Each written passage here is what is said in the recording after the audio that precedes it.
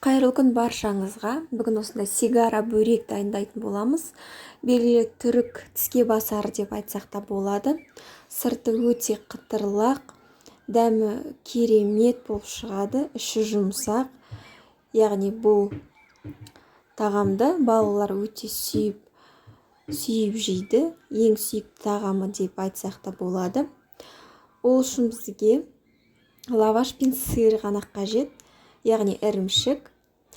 Ең бірінші лавашты осылай үш бұрышты қылдырып турап аламыз. Домалақ лавашты қолдансаңыздар болады, менікі овальный. Осылай үш бұрыштап турап аламыз, дайындап аламыз алдын ала лавашымызды. Одан кейін сырымызды турап аламыз.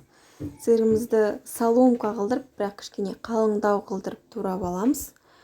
Жақсылап.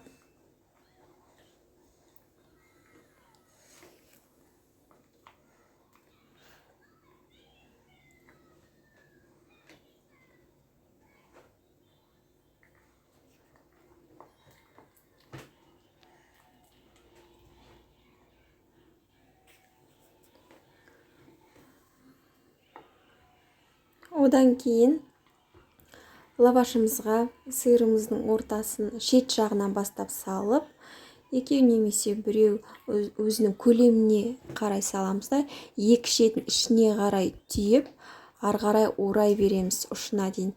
Ең ұшын сумен жақсылап сулап жіберіп, жабыстыруға болады. Қызып тұрған табамызға кішкене сұйық май құйып, осылай екі жағын аунатып, қызарғанша пісіріп қуырып аламыз. Жақсылап.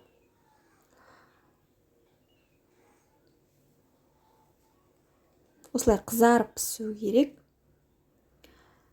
Міне сонымен біздің сигара бөрегіміз дайын болды. Сырты өте қытырлақ, дәмі керемет. Жасап көріңіздер, тез әрі қарапайым дайындалады. Каналыма тіркеліңіздер.